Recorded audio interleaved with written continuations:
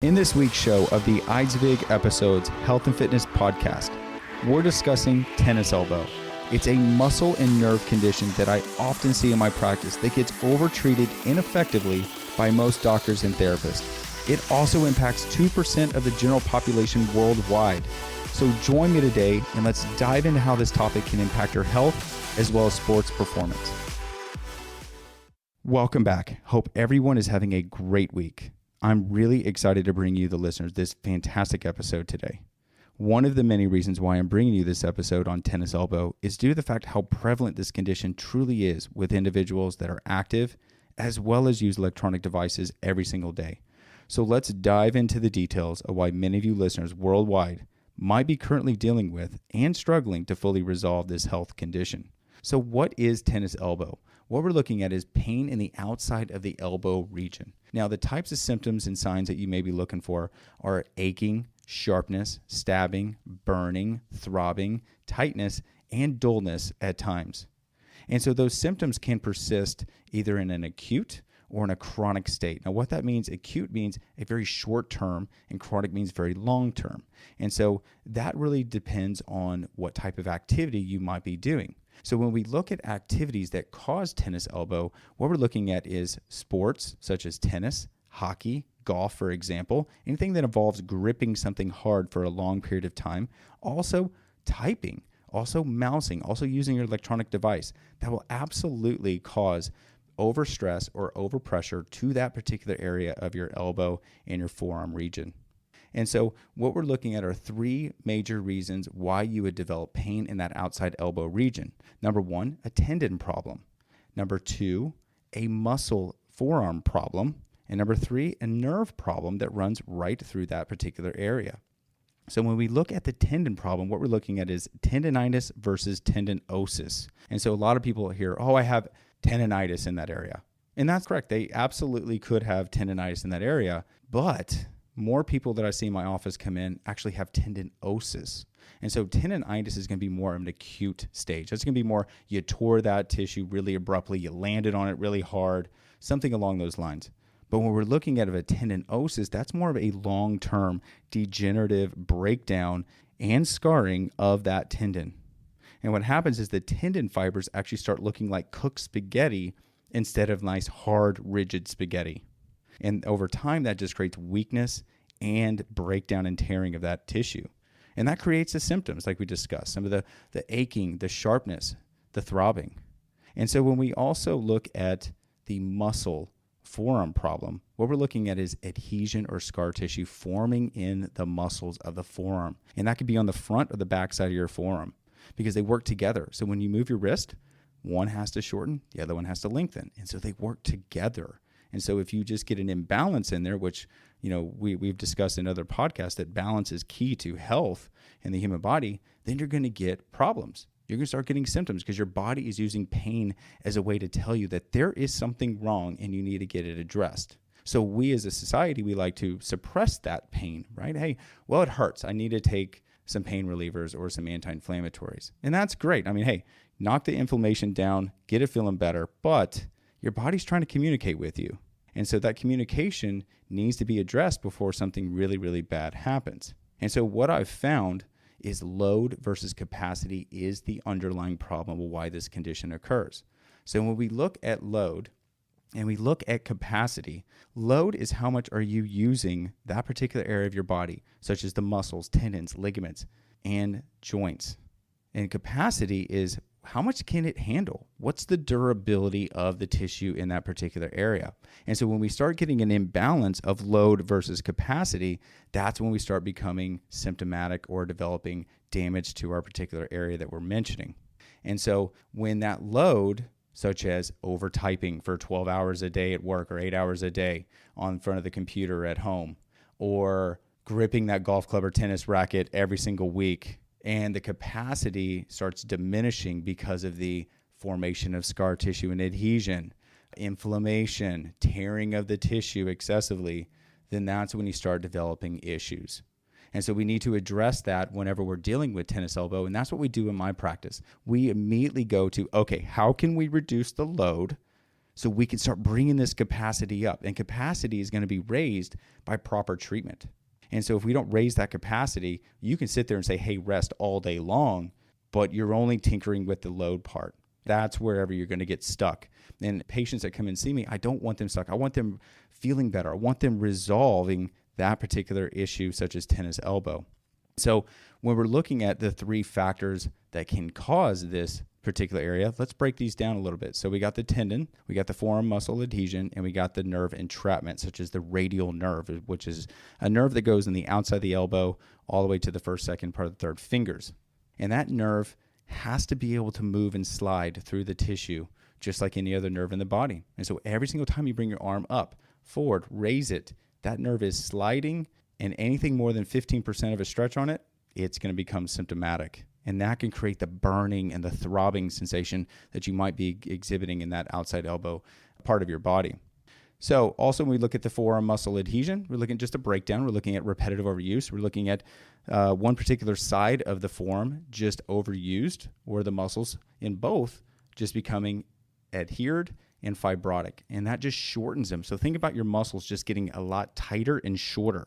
So what does that do to the tendons? Let's think about this. So if we look at the tendons, that's an attachment point or an anchor for the muscle to the bone in the elbow. So the tendon is essentially what's getting beat up because of the forearm muscle adhesion. And that's something that I see that a lot of practitioners and doctors out there just aren't really addressing. They're addressing the tendon problem, but they're not really getting into the muscle and the nerve issues. And that's where, people get, oh, I felt 50% better. Well, what's that other 50% you're dealing with? And that's the other parts that we're mentioning. So let's get into the types of treatment that we have for this particular condition. So we have steroid injections, which, hey, fantastic. If you're in that acute phase, I'm all about it. Get the inflammation down. Let's start the healing process. Let's really get in there and let's really take care of that adhesion once we get the swelling down and you're able to move it more effectively. Then we're also looking at PRP stem cells. Now that's something that is it's highly talked about nowadays, which I think is fantastic because we're using more of our natural method of healing in the particular area of tennis elbow. And so I'm all for PRP and stem cell injections. I think they're fantastic. But if you're not getting the adhesion out in the scar tissue and the forearm muscles, you can put that stuff all day long in the tendons, and it's going to give you just a good amount of relief, but it's not going to fully resolve the issue. And that's what we discuss in this podcast, guys. Get to the source of the problem. Don't just treat part of it or some of it. You got to fix it. And then other types of treatment, we're looking at PT. Now, that's something that I think is fantastic in the right context. So if we're wanting to strengthen that particular area, well, let's do it at the right time. So you can't just start strengthening something that's inflamed or just not working right and just doesn't feel good because your body's going to resist or compensate, or you're just going to increase your symptomatology. And I see that a lot of my practice people come in, yeah, I've done 6 weeks of PT. Well, how's that working out for you? Well, I feel a little bit better. Well, that's because, it's good. It's just not at the right time. And we'll discuss that here in a little bit. Also, we're looking at instrument adhesion release and manual adhesion release. Now that, I believe, is the gold standard, in my opinion, for really resolving this tennis elbow or outside elbow condition. And that's under the umbrella of integrative diagnosis. And that's exactly what I'm certified in doing. And I believe, just from my experience of doing this for 14 years and seeing the clinical outcomes I've seen in my practice, this is the underlying missing piece that a lot of doctors and even therapists just are not doing, or, referring their patients for this type of procedure to get the adhesion out to then allow the tissue to fully, resolve or heal.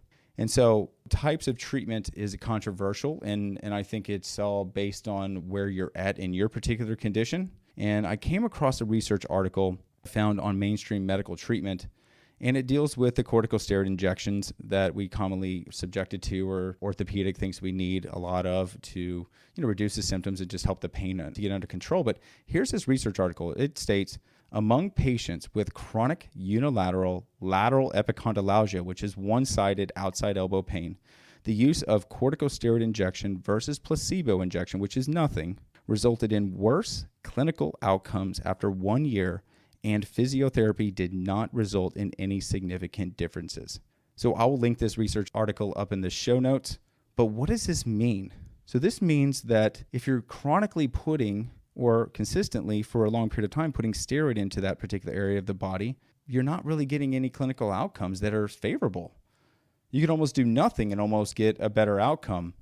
And that's unfortunate because, I've had a couple patients that I've seen in my private practice that came in and they've had, more than 8 injections in their elbow. And the guy's like, hey, I can't even lift weights. I can't play golf. And we treated the adhesion and did the whole treatment protocol like I'm about to discuss here in a little bit. And to this day, this guy is 100% better. Can do everything he wants to do, no problems. And we didn't subject him to any more unnecessary and ineffective treatment. So how do we test this condition? So there's 2 tests I like to do for tennis elbow. What we're looking at, one is going to be what we call the wrist extension test. Now you guys can do this at home. You can actually take your forearm, place it right on the wall or the door in front of you. And I want you to grab with your opposite hand all 4 fingers and pull them back. What you should get is about 20 degrees beyond neutral. So neutral would be 90 degrees. So 20 degrees beyond neutral, and just see what it feels like. Do you have a lot of pulling? Do you have a lot of pain in that forearm area? Or is it creating pain in the elbow? And that's a great test you could do on yourself at home, but we do that in the office here. And it really shows, is there a lot of restriction in that flexor or the front part of your forearm that could be contributing to the compensatory overuse of the outside? So that, let me just go back on that. So if the front, which brings your fingers forward, when you're typing, example, or grabbing onto your electronic device, if you're overusing those, they get tight adhered, and then you start having to compensate with just using your wrist on a daily basis with the ones on the outside, which connect to the particular region we're talking about. And that's when you start developing a lot of this load versus capacity imbalance, and you get the symptomatology like we discussed prior. So the other test we like to do is a weighted test, just to put a little bit of weight into that elbow. And what we'll do is we'll give the patient a dumbbell, just ranges in terms of weight of what they can handle. And we're going to have them just do a bicep curl. So it'll be flexion and extension. And that's just going to allow to see, okay, how well are the nerves sliding? And when they're gripping that weight, we're putting a little bit of load into that tendon. What is it able to do? And how is it able to withstand that? And that's going to allow us to see, okay, well, real world, what is this thing doing? And it allows us to diagnose this a little bit more effectively and seeing, out of those 3 or all 3, what exactly are you dealing with? So the phases of treatment. So I like to run every single patient that deals with tennis elbow in these phases of care. And the first one is an inflammatory phase. Now, not everyone is in the inflammatory phase, but this would be you get into my office pretty quickly after an injury or you start developing this tennis elbow. And that's like we discussed prior, the tendon could be a little bit torn or the muscle's a little bit torn in there. And there's definitely an inflammatory process occurring. The second phase is the fix-it phase, I like to call it.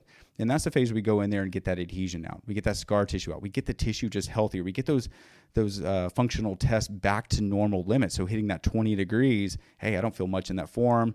That's kind of what we're hoping for. And the third phase is the strengthening phase, which I like to start with eccentric exercises at about 80% better. So I get the patient about 80% better. That way I know, okay, adhesion's mostly out of there. Inflammation, of course, is mostly gone. Let's start that eccentric exercise phase. And that's just doing some strengthening that I'll give at home or even refer out to PT for that. And that's huge. I mean, that just goes in there, reorganizes the tendons, gets that tendon nice and strong, and just starts the process for getting that capacity up to exceed that load to where that patient's not going to be dealing with this for a long period of time. And of course, maintenance care, that's the last phase. And that's just coming in, hey, once a month, once every 2 months, or whatever you need based on, your activity level. And we make sure that we keep that adhesion down just to keep that pressure off of the tendon so you don't get any further breakdown. Now, 80 to 95% of tennis elbow can be treated with conservative care and patient compliance. And that's going to be more the load issue that we're talking about, the patient compliance coming in. Also, hey, watching your activity, decreasing that amount of typing you're doing, decreasing the amount of tennis you're playing in particular. That's a huge deal. And, I can't stress this more enough for you to really go out there, find a provider near you, whether it be an integrative diagnosis provider or someone that just gets this stuff that we're discussing today and just allow you to get the right treatment. And I'm hoping that you listeners can take this information, take it to your practitioners, take it to your doctors and say, hey, I know I got scar tissue in my forearm. Who can I go find to get this out of there so I can get this condition fully resolved?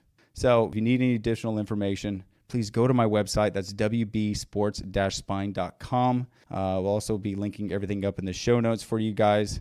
I really appreciate you guys joining me. This topic is something that I see so widely in my practice, and I just felt like I had to just get this information out there for you guys, because I know there could be someone out there that's just struggling and just not really getting that care that they need. And that's been a mission of mine with this podcast. So thank you guys for joining me. I look forward to seeing you guys next week. Have an amazing day. Take care. I really appreciate you listening to another exciting show this week on the Eidsvig episodes. For more information, please visit my website at wbsports-spine.com. And if you have any questions you would like answered on the Eidsvig house calls, please visit our website at wbsports-spine.com/podcast. And we love to answer your questions at the end of every month. If you've enjoyed our show, please leave us a review or rate us on iTunes. The higher ratings we can get, the more people we can reach out to and help. I appreciate you listening once again. Take care.